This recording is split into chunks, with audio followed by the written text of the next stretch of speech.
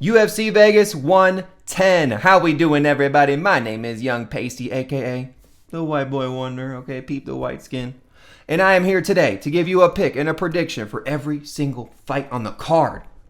Now, UFC Vegas 110 on paper don't really look the best, right? There's a lot of like filler fights, crappy fights, some low-level women's fights, you know what I mean? But these are the cards you look in hindsight and you're like, dang, these guys put on a show for us. So we'll have to see how this card turns out. As we always do, though, we have to recap last week, UFC 321, pulling the results up here right now, and we go 7-5 on the picks. Okay, not too bad. It was looking real rough to begin with. Okay, 0-4 to start. And personally, I thought Jose Delgado won that fight. I don't know how they gave that to Nathaniel Wood, especially by unanimous decision, right? But some fights I'd like to call out. Volkov beating Almeida. That's what you get, Almeida, for just laying on people on the ground and not doing any damage or submission attempts. Sorry. Mirzakhanov did what he needed to do. Killian Salkilled, whew, might win knockout of the year. Hasprat got flatlined, bro. And then, let's not forget, our heel hook king, Walter Walker, comes through again and does it again with a fucking broken leg. Gets his leg broken like 10 seconds into the fight. Still is able to pull off a heel hook. Respect, Walter Walker. And then lastly, our main event, Tom Aspinall and Cyril Gane, ends in that nasty eye poke.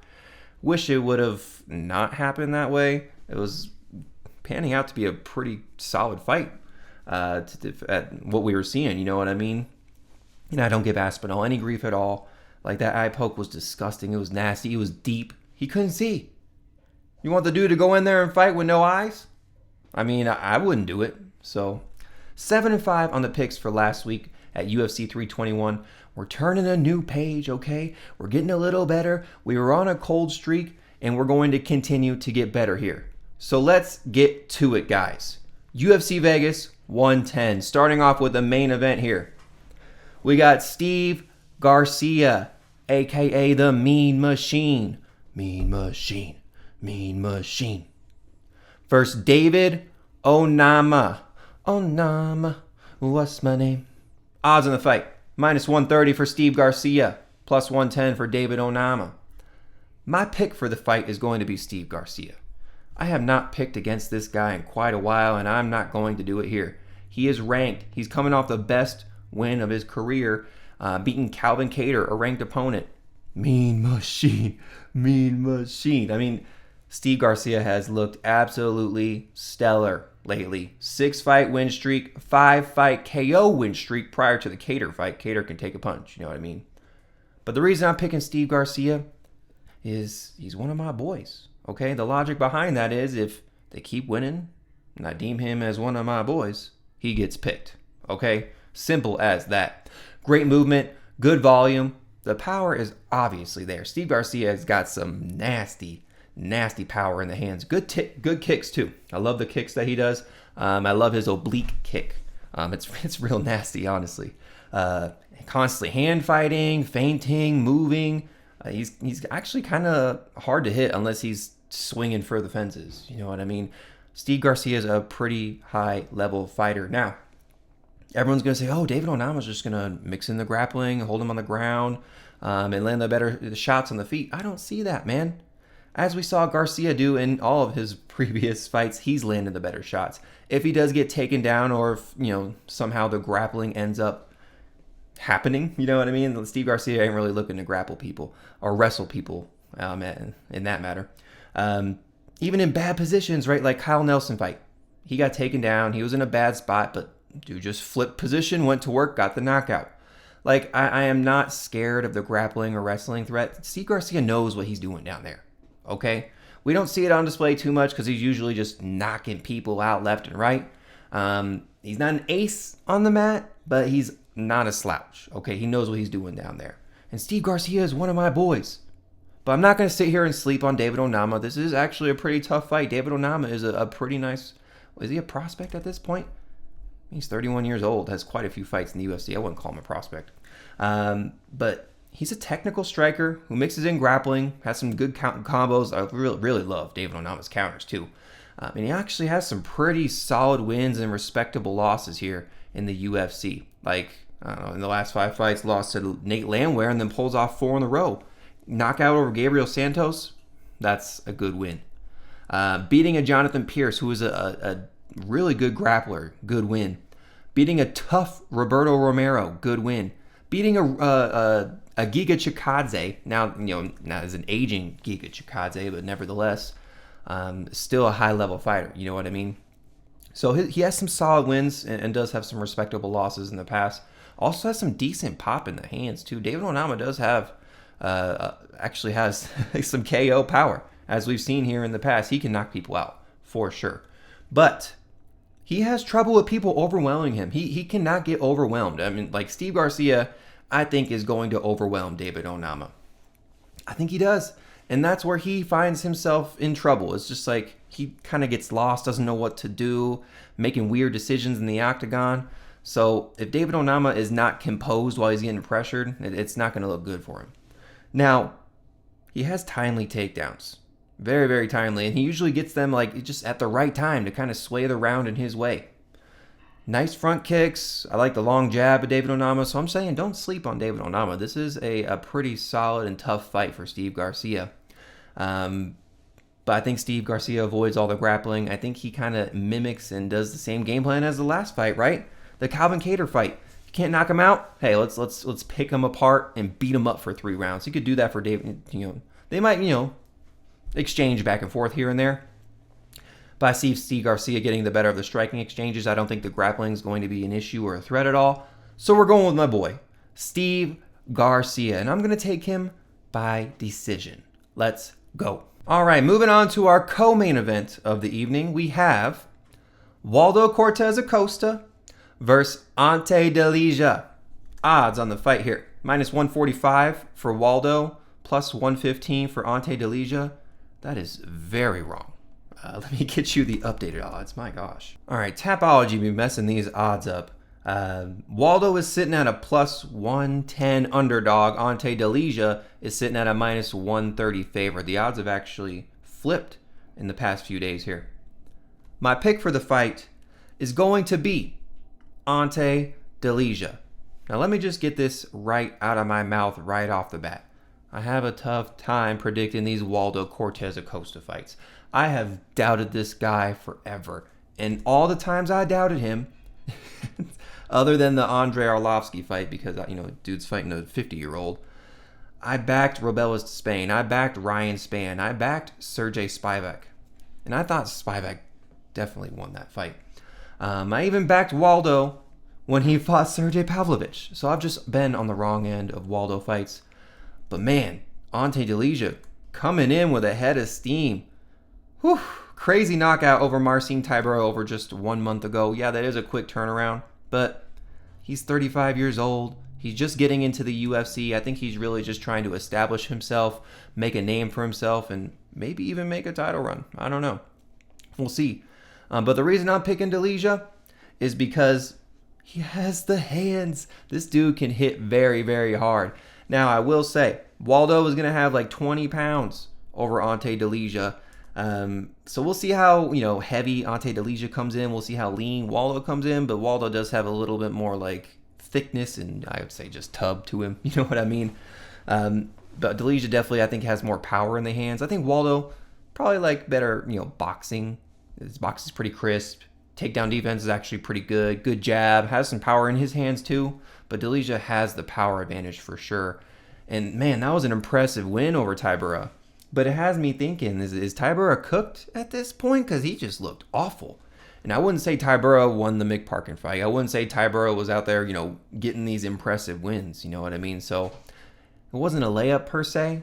I was on the Tybura side. But damn, Ante Delija just came in like a bat out of hell out there, man. Like aggressive, forward pressure. The KO is obviously live, right? He will be the pressuring fighter. Waldo's going to be on the back foot. I just think he should mimic a Sergey Pavlovich game plan, right? I think he can take this fight if he does the same type of stuff that Sergey did. Big power, constant pressure, constantly in your face and avoiding the shots of Waldo Cortes. And despite the stats here too, says Ante Delija 6'3" and a 78-inch reach. I think he's going to be taller and have a reach advantage over Waldo. I don't think that's correct. Because we saw him face Marcin Tybura with the same type of stats, and he was just kind of like towering over him, man. Yeah, I think he's a taller, longer fighter, for sure. But like I just said, mimic the Sergey Pavlovich game plan. Big power, constant pressure, stay in your face, and avoid the shots back from Waldo Cortes. I think Waldo Cortes does have quicker hands. I think he does have good work to the body, good combos. I don't think he's knocking out Ante Delija. No. Like, I don't know, but he could maybe like cage push, get some work in there, but I don't see that happening, man. I don't see Ante Delija kind of accepting that or getting stuck on the fence either. He's like he comes in aggressive. He comes in trying to finish the fight. He's not coming in here for a decision win. I'll tell you that for sure. He's trying to put a stamp on this win. He's trying to make a name for himself in the UFC. I like Ante Delija in this spot, and I'm going to take him by KO. Waldo, this guy screws me again. I'll just say, guys, the next fight Waldo picks, or the next fight that Waldo comes in, and I'm predicting it, just pick the other side because Waldo's been screwing me left and right. So, Ante Delija by KO. That is my official pick for the co-main event. Let's go. All right, moving on to our next fight on the main card. We have Jeremiah Wells taking on Themba Gorimbo. Odds on the fight here, plus 120 for Jeremiah Wells, minus 150 for Themba Gorimbo. Like, this is what we get on the main card, guys? Like, really? I mean, my pick for the fight is going to be Themba Gorimbo. I'm not really going to say it's, like, with the highest level of confidence, right? Because this dude completely sold on me last time. Got clubbed and subbed by Vicente Luque in less than 1 minute. Like, just an awful look, man. Dude's head is huge. Themba has like a very humongous head, and it's pretty easy for people to hit because it's so damn big. But his game plan usually involves like a heavy cage push, takedowns, top control. I think he should be able to secure the takedowns over Jeremiah Wells.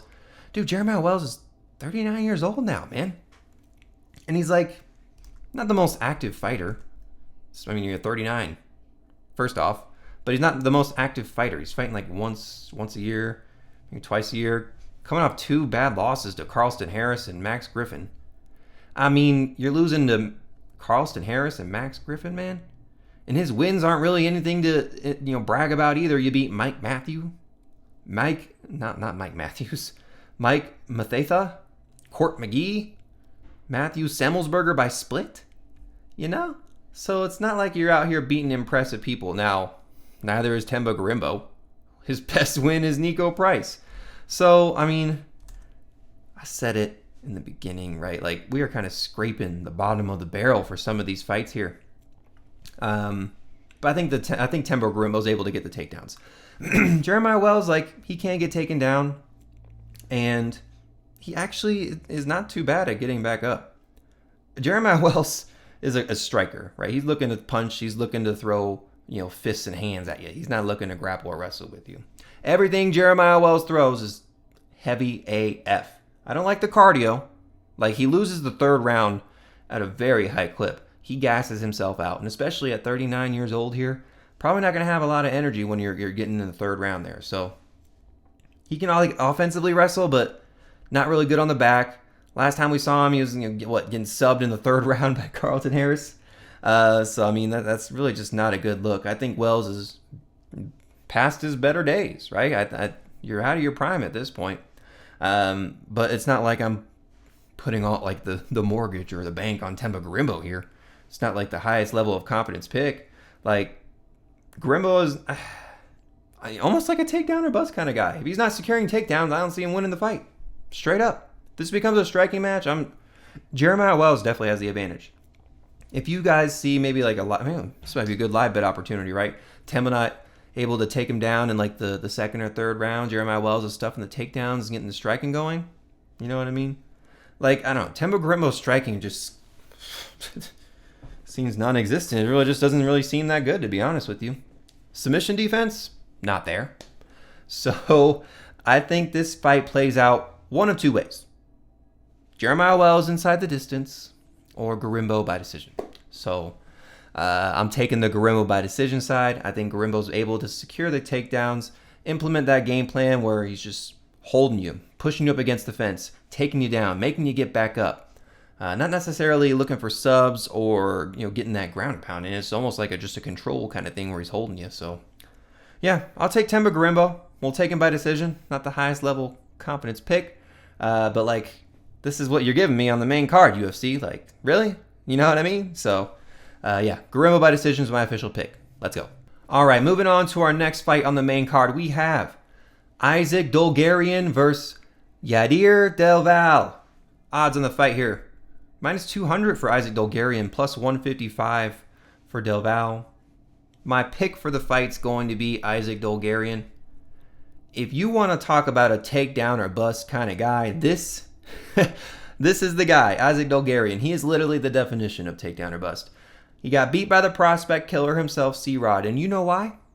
Because he had no cardio in the third round. He had no gas tank in the third round. He couldn't take C-Rod down in the third round. He ended up getting taken down in the third. It just looked bad. He does not have third round cardio. 3-round cardio, okay? He relies on the early finishes and his great takedowns, top control. His ground and pound and submissions are nasty. Like he goes to work instantly when he gets people to the mat. He's not dilly-dallying around, right? He's looking to hurt you or submit you instantly. His world is on the mat. But if this becomes a striking battle, it's Yadier Del Valle all day. Okay, he is a Cuban problem. Gives me Warrior vibes, to be honest with you. I liked him on Dana White Contender Series. I liked him, versus Connor Matthews here in his UFC debut. He's a powerful striker, immense forward pressure. I think he has way better cardio than Dulgarian. I think he's a much better striker than Dulgarian. But his problem is going to be on the mat because he has been taken down before and he has been controlled. He has a decent ghillie, but I don't see Dulgarian getting caught in the ghillie. But he uses the ghillie for takedown defense. So when Dulgarian shoots, Yadier's going to snatch up the ghillie. He's not going to be able to get it. Dulgarian's going to pop his head back out and he's going to end up on the mat, and ultimately end up, getting held there. He may be able to get up every now and then, but Dulgarian's going to be robbing him, dude. He's just, you want to get back up? Let's take you back down. You want to get back up? Let's take you back down. I think Yadier Del Valle's path to victory here is takedown defense or maybe like a third round finish or a knee up the middle. Dulgarian's path to victory is get this shit to the mat. Don't gas yourself and don't push the finish. Because he exerts a lot of energy trying to get these finishes, and if he doesn't get them, it's just like you kind of did all that for nothing. You know what I mean? So don't put yourself in a position where you're thinking you're going to get the finish and you don't. Like if it's an obvious one where they are just in a horrible position, then empty the gas tank and get the finish. You know what I mean? If it's obvious. But if it's not obvious, don't go for it. My problem with Dulgarian is his cardio. He cannot last 3 rounds. The first 2 rounds, he can win at a pretty high clip. Unless he's been working on the cardio, unless he's been, doing these immense training sessions. I mean, his last fight was just a year ago, so maybe he could have made all those improvements here in that time. Although Yadier Del Valle has 3 fights within the time that Dulgarian has fought. So he's definitely the more active fighter. And I like Del Valle too. I really do. I think he's going to be a good fighter here in this division, but it's the takedowns. I just seen him try and snatch that ghillie up so many times for takedown defense and ultimately just gets put down on the mat and on his back. And if you're going up against an elite grappler in Dulgarian, an elite ground and pound guy, an elite submission guy, I can't see Yadier Del Valle winning this fight here. Unless it's, again, a knee up the middle, a third round finish, or if he just stuffs all those takedowns and makes it a striking battle. So he does have quite a few paths to victory here. Del Valle does, but I'm going to side with Dulgarian. I'm going to side with the UFC experience. I'm going to side with the elite grappling that Dulgarian has. Give me Dulgarian and give me him by submission. Let's go. All right, moving on to our next fight on the main card. We have Chuck Buffalo Charles Radtke versus Daniel Frunza. Odds on the fight, minus 145 for Radtke, plus 115 for Frunza. My pick for this fight is going to be Daniel Frunza. Yeah, I'm going with the underdog here, actually, who's coming off a doctor stoppage loss versus Reese McKee. But I will say this, all right? He was gaining momentum near the end of the first round, And if the docs were not called into that fight, I do believe he would have went on to win that fight. I think Ruiz didn't have enough in him to keep on going. Daniel Frunza, even though he's like, dude has a lot of issues, all right? Dude, he loves to brawl, loves to trade shots. He's eating body shots, taking straight punches, and honestly, to cap it all off, bad takedown defense. He does have the ability to work his way back up, but like not against any of these like really good grapplers out here. Frunza's going to knock out Radtke. Frunza is going to knock out Radtke, man. Radtke's a fun, power-punching brawler, man. He loves to bring the fight. Like, he can grapple and he can wrestle, and honestly, he has been out-grappled before, but, like, no, I don't know. Is Radtke coming here with a heavy grappling approach? It's hard for me to see that. Radtke's a punch. Like, he just loves to punch. He loves to throw. He doesn't want to wrestle out there. Radtke's not chinny per se, but he definitely eats a lot of shots, and he does not have an iron chin. You know what I mean? He has good counters. He has a nice left hook. Charles Radtke's striking not really that bad. Like he can really hit you, and with the hit ability of Frunza, it wouldn't be a surprise to me if Radtke comes out with a knockout win.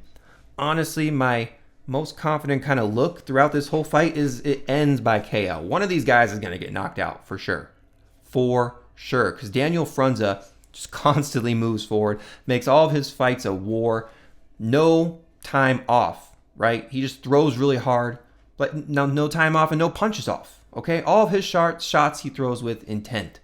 So, the way Chuck Buffalo looked as of late, I just got to side with Frunza, man. I do. I think Frunza is going to overwhelm him with the pressure and find a knockout win. Get him pinned up against the fence and tee off. Charles Radtke could get a little nice check left hook. Nice little counter on Frunza to lay him down. I wouldn't be surprised to see that. Again, I'm more confident in this fight like ending within the distance, ending by KO, rather than picking a side. But I'm siding with the side of Frunza because he's just a warrior, man. He's tough. He comes to fight every single fight. Chuck Buffalo at 35 years old, Frunza at 31, a little bit younger, coming out of Romania. He wants this, dude. Daniel Frunza wants this. Looked good in his Dana White Contender Series, right? Now you would say, oh, maybe he didn't because he got held on the mat for one round and ends up, ultimately winning by exhaustion of the other fighter. But he can set a good pace. He's constantly moving forward. And he won the fight. He won the fight. The other guy didn't have the right game plan. Maybe Charles Radtke comes in there and gasses himself out. Now I really don't see that, right? If this fight goes to decision, it's either going to be a really exciting first round and a sloppy second rounds after that, or it's just going to be back and forth and a banger. So this fight is actually pretty good. I'm excited to watch it. We're going to side with Frunza, and I'm going to take him by KO. Charles Radtke comes in a little bit aggressive. Charles Radtke got knocked out by Mike Malott not too long ago, right? How long ago was that? Checking right now. Just 5 months ago. And he got laid out cold, dude. I usually say at least 6 months off of a brutal knockout. That was up there in one of those brutal ones. Like, he got laid down, man. He got Mike Malott caught him, bro. It was nasty. But yeah, I'm going to side with Frunza. We're going to take him by KO. I think he gets the better of Charles Radtke in this spot. Let's go. All right, moving on to the next fight. This is the first fight on the main card. Oh, what a banger we got. Allan Nascimento versus Cody Durden. Odds on the fight here. Allan Nascimento is pushing like minus 200, almost minus 300. Oh my gosh. Minus 265 for Nascimento, plus 215 for Cody Durden. My pick for the fight is going to be Allan Nascimento. Guys, Cody Durden is cooked at this point.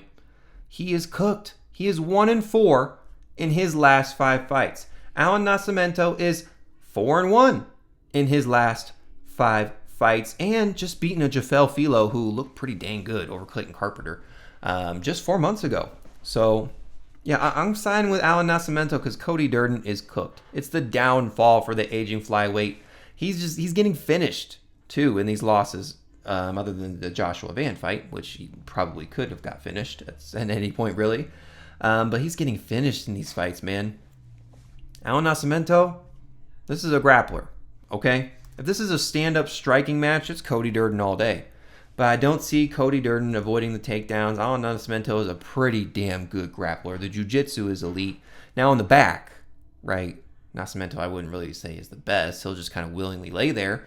But he looks stupid on the feet, bro. I would not pack Allan Nascimento in a boxing or a striking match with Cody Durden any day of the week. But this is MMA. This is all of the mixed martial arts combined, right? So Allan Nascimento is going to be able to secure takedowns, hold Cody Durden on the ground, and ultimately find the submission, man. He is great at finding those submissions. Like I said, his jiu-jitsu is elite. So, like, there's a lot of people on this card that are takedown or bust. Allan Nascimento fits that criteria there. He was actually supposed to fight Rafael Estevam. This is a short notice fight for Cody Durden. This is like a week notice for Cody Durden. So, big respect for taking this fight short notice. Custom made Cody Durden, but let's be honest, guys. What else are we going to see?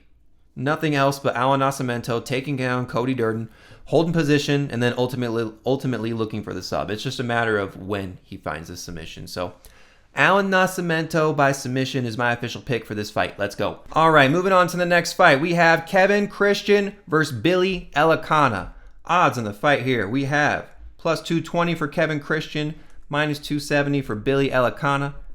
My pick for the fight is going to be Kevin Christian. Who the fuck is this guy? He's a Dana White Contender Series alum, making his UFC debut. Now, it has been a little bit, right? It's been a 1-year layoff for my boy Kevin Christian, but I'm sure he's excited to get in the octagon here in his Dana White Contender Series fight. Spent a lot of time on the back in the first round. Now, he did search for submissions and actually ended up catching one in the second round. So if you want to say Kevin Christian's, sloppy or, is going to be held down on the mat for 3 rounds, I don't see that, man. He's going to be working to get up. He's going to be working for subs. He's going to scramble. He's going to try and make space. I don't see Elekana holding Kevin Christian on the mat for 3 rounds or finding a submission. Like, Kevin Christian can grapple. That's not his main game plan, but he can grapple, and when he does, it's effective. Like, Kevin Christian's a striker. He lays forward pressure. He lacks volume at times, but makes up for it with those clean shots he connects, man. He likes to scrap, likes to brawl. He won't back down from it at all, which is a double-edged sword at some points, right? Because he's super hittable, dude. Kevin Christian has definitely been wobbled, knocked down. You can hit Kevin Christian. But, like, am I scared about Billy Elekana's striking? No, his striking is just not there. No ground and pound on the mat. Not really looking for submission attempts either if he does take people down. Like, he's just looking for control, honestly. Best part about Billy Elekana's striking area is his kicks, right? Like, if Kevin Christian keeps this on the feet, he has a high chance of winning. Elekana doesn't have the best cardio. We've seen he kind of gasses in the 3rd round and loses it at a high clip. And what I've seen here is people who, like, immediately go to a cage push or start grappling with him, like, immediately, they find success. It, like, almost deters Elekana from using that in the future parts of the fights. Like, he arguably lost to a 39-year-old Chuck Campbell who got ran over by Ozzy Diaz and Modestas Bukauskas. Elekana's path to victory here remains the same. It's like grapple fuck him. But Kevin Christian's a dog, man. Not just an underdog, but also a dog. Loves to brawl, has power in the hands. I think he's going to be a lot taller and longer than Elekana, too. I'm not afraid of the grappling threat from Elekana. We saw Bogdan Guskov just get up and end him after 1 round of crap. Like, Elekana was looking good in the first round, got super tired after that. So it's like, I don't like those cardio issues from Billy Elekana. So my pick for the fight is going to be Kevin Christian. I think he finishes Billy Elekana. I think he knocks him out. I think Kevin Christian, like I said, he lacks volume at times, but he makes up for it with clean shots. So I think he connects. I think he finds a clean shot. I think he lays down Billy Elekana with a nice knockout and gets himself a little highlight reel. You know what I mean? Kevin Christian by knockout. That's my official pick for this fight. Let's go. All right, moving on to our next fight. We have Timmy Cuamba versus Chang Ho Lee. What a fight. Odds. Minus 105 for Chang Ho Lee. Minus 115 for Timmy Cuamba. My pick for the fight's Chang Ho Lee. And I'll be honest with you here. I do have a little bit of bias. I am not the biggest fan of Timmy Cuamba. I don't think he's that good. Like, he's usually put on the back foot. He's not good on the back foot. bad takedown attempts, gets put on the back and on the mat pretty easy. I wish he had more volume. He loses this fights this way by not putting out enough volume. Like, he has like bouncy movement, okay striking, has good singular shots, but doesn't really put combos together. Doesn't really have like the best boxing. Man, I hate to say this, but like Timmy Cuamba almost fights like a freaking wimp, man. Chang Ho Lee, he don't go out there fighting like a wimp. And what I like about his 2 wins versus Chao Long and Cortavius Romy is he gets both sides of the fighting like experience, right? Like Cortavius Romeus is a grappler, a wrestler, looking to submit you. It's all stuff on the mat, right? Chao Long, pretty much all striking, constantly in your face, throwing punches. So I think that's really good experience for him to have not only fights against these guys, but wins against these guys too. Now, Chang Ho Lee is a road to the UFC guy. Not the biggest fan of road to UFC guys, but he's always composed in the octagon. He never looks overwhelmed. He never looks like looking around, looking what to do. He knows what to do at all times. Good in the clinch, good on the fence. The striking's pretty clean, and I love the body work Chang Ho Lee puts in. Timmy Cuamba got a tiny little stomach, you know what I mean? So I think those shots to the body are definitely going to pay dividends later in the fight. Good knees, too, and good dirty boxing. I love when Chang Ho Lee gets in the clinch, man. On the fence or in the clinch, he's nasty. He can secure takedowns, too, and he will go for them. And his top control is pretty dang good. Like, overall, Chang Ho Lee, a pretty decent Korean fighter coming out of road to UFC. Again, I'm not the biggest fan of Timmy Cuamba. It's a little bit of a biased pick. I'm going to go with Chang Ho Lee. I'm going with the underdog. I think he is just overall a better fighter than Timmy Cuamba and can find a way to win. How does he win? I'll take him by decision. I don't think he finishes Timmy Cuamba. Timmy's pretty durable. He's not here getting finished by people, right? Most of his fights go into decision. Even going to a split decision loss versus Balaji. But I don't know. I think Chang Ho Lee has more promise. So I'm going to back the underdog. Give me Chang Ho Lee and give me him by decision. Let's go. All right, moving on to the next fight. We have Donte Johnson versus Sedriques Dumas. Odds in the fight minus 375 for Donte Johnson, plus 280 for Dumas. My pick for the fight is Donte Johnson. It is an auto fade on Sedriques Dumas. Like, why are we still entertaining this guy? I'm tired of hearing his name every 2 months. He's coming off a no contest for a nut shot. Dumas is like a shitty Kevin Holland. Like, he's just so unfocused. He's desperate. He's out here robbing his ex and hiding in dog cages. He's just continued to let himself down and the UFC down. Now, his striking's okay. He's a little rangy, right? His jab's pretty nice. Needs to throw it a little bit more. Will be the taller and longer fighter, but he can actually grapple too. He can actually mix in the grappling. We've seen him win a fight by just holding Dennis Talulin on the ground. But Dumas can get hit real bad and followed up on easy. And his takedown defense is awful. And he just doesn't like to get hit. If he gets hit with one bad shot, he'll just kind of wilt from there. Donte Johnson. Who the fuck is this guy? Dana White Contender Series alum. Doing a quick turnaround. Just fought 2 months ago. And man, they're giving him a winnable fight. Really, the only thing that is concerning for me here is Donte Johnson's weight cut. This is a middleweight fight, 185 pounds. So, I mean, is he going to be able to cut all that weight? He's been fighting at light heavyweight and freaking heavyweight. Like he was like fighting at like 265 just like 2 or 3 years ago. Now, I know when you're coming up, right, you're like, oh, don't cut the weight. Just get the experience in. Cut the weight when you really need to. If he's a true professional, the weight cut shouldn't be an issue. But I'm just saying, dude has to cut another 20 pounds than what he's normally used to. So I would just say this is just something to maybe wait on to see come weigh-ins, to see how Donte Johnson looks. Because what if he has a terrible weight cut? What if he can't make the weight? What if he looks like shit up there on the scale? You know what I mean? I'm like, at that point, you might need to take a shot on Dumas. But Donte Johnson is not here for decision wins. This guy's getting finishes, man. This dude is strong as hell. This dude is physical as fuck. But his cardio is untested. We really don't know how that will kind of play out if it goes in the later parts of the round, later parts of the fight. This dude has not been out of the first round In his UFC, not his UFC career, in his MMA career, he has not been out of the first round. Professional MMA career. All first round finishes, 6-0. And dude, this guy hits like a truck, man. This guy hits hard. And even though he's going to be at a reach and height disadvantage, that's not going to matter, man. He will close distance regardless. He's beaten people that are taller and bigger than Sedriques Dumas in like a kind of heftier build. Dumas is not putting on some masterclass grappling affair. He's not putting on some point fighting style. He's getting knocked the fuck out by Donte Johnson, okay? Let's just keep it real. So that's my pick for this fight. Donte Johnson by KO. Dumas, I don't even know why they gave you this fight. I really don't. You should be gone.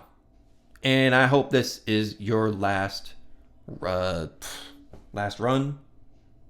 I don't know what the freaking the term is, but Dumas is going down. Donte Johnson by KO is my official pick for the fight. Let's go. All right, moving on to our next fight. We have Ketlen Vieira versus Norma Dumont. Odds on the fight plus 125 for Ketlen, minus 155 for Norma Dumont. My pick for the fight is big Norma Dumont. Now, MMA math would tell you, oh, well, Norma lost to Chison. Vieira just beat Chison. That means Vieira should be Dumont. Nah, I mean, MMA math usually never plays out. And by the way, that split loss to Chison, I think Dumont won that fight anyway. Dumont is a solid UFC fighter, man. Has wins over Carosa, most recently beating Irene Aldana, and that was impressive. That was a 30-27 win over Aldana. Now, she was originally supposed to fight Rocky Pennington in September, but Pennington ended up withdrawing due to injury, so that's why Ketlen Vieira steps in here. And she's a pretty dang good fighter. She's, higher ranked than Norma by one. She's a big 135er. She's definitely going to be taller and have probably a reach advantage over Norma, even though the stats don't say it. Believe me, Ketlen Vieira is going to be bigger, taller, and longer. Striking's pretty good. I like her combos. She comes in with these blitzes with like 3 or 4 shots that are really good. And has a decent left hook. And I do like the power of Ketlen Vieira. And she can also like offensively grapple. She really doesn't use it too much. She uses it timely. But she's like a striking first kind of girl. Actually has some pretty good jiu-jitsu. Ketlen Vieira does. And good cardio too. But I think Norma Dumont's just going to win the fight with more volume, more pressure. Like she's just going to have more moments, more strikes. And she mixes in the grappling and the wrestling too. I think she'll probably be able to take down Ketlen Vieira. Macy Chison was not. Norma Dumont, I think she can. She has this like bouncy movement. I like Norma Dumont, man. I really, really do. Her aggressiveness, I like her style overall. She's a good fighter. Now she can get clipped, she can get taken down, and she can get held on the fence. Ketlen Vieira can hold people on the fence. She loves to do that, and she's pretty nasty and good in the clinch. Decent Muay Thai too. But I think Dumont can find success with leg kicks because Ketlen Vieira leaves her leg out there. Her striking is stiff at times and her head doesn't really move too much. I think Norma Dumont can find a lot of shots to the face and the head. I think this goes all 3 rounds. I think Norma Dumont mixes up all styles of fighting. I think she wins it 29-28. I think she wins round 1 or round 3. I think Ketlen Vieira can come in and win round 2 at a pretty high clip. And then Dumont ends up putting the finishing touches in round 3 to pull out with the win. Give me Norma Dumont. Give me her by decision. That's my official pick for this fight. Let's go. All right, moving on. We got another women's fight, and wow, we're scraping the bottom of the barrel here, guys. Montserrat Conejo Ruiz versus Alice Ardelean. Odds on the fight plus 310 for Montserrat, minus 420 for Ardelean. My pick for the fight will be Alice Ardelean. But my gosh, like, that is a crazy number to pay for Alice Ardelean, who lost to Shauna Bannon, who lost to Melissa Martinez, beat Ryan Dos Santos just 4 months ago, and actually looked pretty impressive doing it. Now, I think she wins this fight by getting the fight to the ground. Montserrat Ruiz has terrible takedown defense, and she's getting finished in her fights, bro. Like, her last 3 fights, she's been finished in round 1, round 2, and round 3. All right, so pick a round, okay? You can get a finish in any of them. But yeah, the long layoff here, 1 year and 11 months, awful takedown defense, very chinny.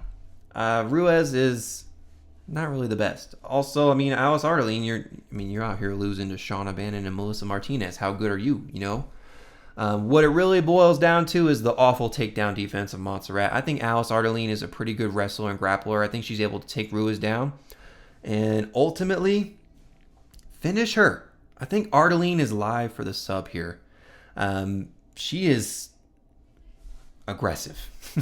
Striking's kind of sloppy. She's very hittable, but she throws out a lot of volume. She is never out of your face. It is constant smothering pressure, and I do like that from Alice Ardelean.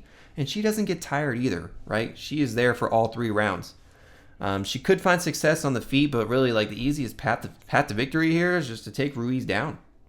There's not much else I can say about this fight. Like, Alice Ardelean's 10-7 pro. Ruiz is 10-4, hasn't fought in 2 years and lost 3 straight. Lost 3 straight by finish too. Okay, cool. You're training out of King's MMA. I guess your gym's all right. I don't know. I really don't have anything else to say about this fight. It's one of those ones where I'm like, this is what we got. This is what we got on this card. Yeah, our Alice Ardelean. I'll take her by submission. That's my pick for the fight. Let's go. All right, moving on to our next fight. We got Phil, the Fresh Prince Rowe versus Seok Hyan Ko, the Korean Tyson. Okay. Odds on the fight here, plus 150 for Phil Rowe, minus 185 for Hyan Ko. My pick for the fight's Hyan Ko. Man, he is coming off an impressive upset win versus Oban Elliott, which nobody saw coming. Like, he just came out there and he looked huge, dude. Looked way bigger than Oban Elliott. So I like whatever he's doing over there with his training, with his weight cuts. Like, he just looked really good in the octagon. Looked way bigger than Oban Elliott. He's this karate-style fighter, right? Low hands, bouncy movement, lots of feints, explosive kicks, and extremely heavy leg kicks. Now, Phil Rowe got some chicken legs, right? And I see Hyan Ko really chopping those legs up. Good counters, decent power from Hyan Ko. In the grand scheme of things, right, Hyan Ko probably is the slower striker than Rowe. Rowe is definitely going to be taller and longer. I think Rowe is going to be quicker in the hands, but I don't think he has the power edge. Hyan Ko's durable, but very hittable. Now, he avoided this last fight, right? You didn't really see him get clipped or hit or around too much because he was immediately closing space for his Oban. Nowhere for him to get strikes in, right? Immediately to the cage push, immediately taking him down to the ground. Like, as we saw, he mixes in the grappling and the cage push very nicely, but he gets in good damage along the way. He just doesn't hold people there. It's not like deadly ground and pound, but he gets shots in, and they connect, and they land, and you feel them. Cardio tested and proven. Has good judo trips, too, and a nice one, too. Man, I really like Hyan Ko in this spot because Phil Rowe screwed me last time in his win versus Lusa. Lusa fumbled the bag, man, but it really showed me the game plan that Hyan Ko really just implemented in his last fight versus Oban Elliott, right? Hold him up against the fence and take him down. Phil Rowe can get held up on the fence very easy. Phil Rowe can get taken down pretty easy. And Phil Rowe's problem, yes, he's a pretty good striker, but he's hesitant, man. He's always looking for that kill shot, which he did find versus Lusa, right? But I just wish he had more volume, man. I preached this in all his fights. Cardio, meh. He's not chinny, but he can definitely get wobbled. Again, it's just hard for me to back Rowe here, knowing all the advantages that Hyan Ko has over Phil Rowe. I would say don't make it a striking battle. If you do, you really got to get those leg kicks in. That way you stifle the movement of Phil Rowe. But cage push, clinch, takedowns, I think Hyan Ko's got this. Give me Hyan Ko by decision. Let's go. All right, moving on to our first fight of the night and the last one we're breaking down. We have Talita Alencar taking on Ariane Carnelosi. Odds on the fight here, we have minus 250 for Alencar, plus 200 for Carnelosi. My pick for the fight is going to be Talita Alencar. Going with the shorty. I think she's the shortest fighter in the UFC. She's like 5'1". But both these girls are looking to grapple here. That's their safe spaces, the grappling. And I think Alencar is the better grappler. She has an extensive background in jiu-jitsu prior to the MMA career. And yeah, she lost to Stephanie Luciano, but dang, she's looked pretty good and drew a draw to her the first time. Allan Carr's striking is like enough to get her by, but nothing that she really relies on. Looking pretty good lately. I like the win over Vanessa Demopoulos. I think Allan Carr gets the better of the grappling exchanges here, holds Ariane on the ground, and continues to win minutes throughout the fight. Carnelossi is this like physical, jacked-looking girl who looks extremely strong and looks like she's going to knock you out, but it has never come to fruition in the UFC. Very inactive, which I don't like. She has 5 fights in the last 6 years with a 2-year layoff and a 1 year and 5 months layoff. Like, very inconsistent, you know what I mean? She's very hittable. I mean, I guess she probably has the striking edge, but maybe like narrowly. She's a grappler, right? She's looking to grapple too. But she's going to get taken down. She's going to accept bottom position, and ultimately she doesn't have an answer to get up. All of her losses, Loopy, Angela Hill. She was put on, not the Angela Hill fight, but the Loopy Godinez fight most recently, which I don't even know why I'm even bringing up the Angela Hill fight. It was 6 years ago. But the fight in Loopy, like, she was just taken down and controlled on the mat very easily. And now Toledo's not as big as Loopy, but I think she has the skills, has good trips, has good takedowns to get Ariane Carnelossi to the ground. Carnelossi, either you need to get in top position or keep it on the feet. Plain and simple. I'm not really interested in this fight. It's the first fight of the night. I'm not going to be putting any money on it for sure.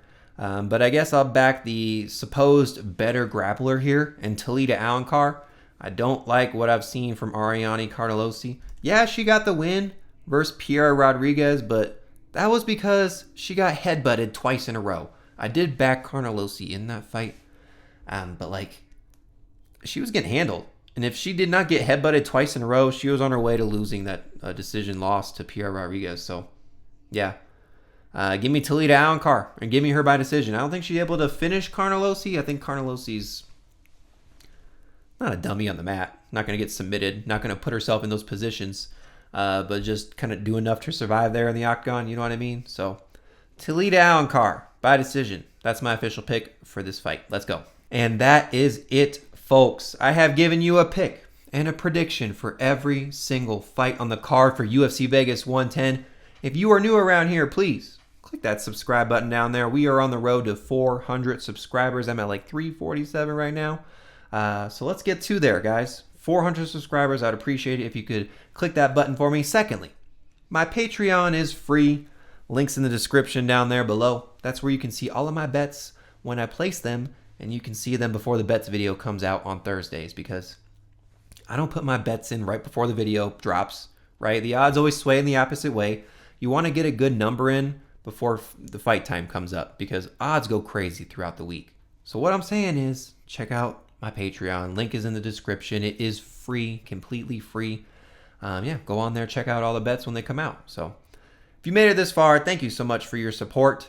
Let's have a great week this week for UFC Vegas 110. Young Pasty. Out. Let's go.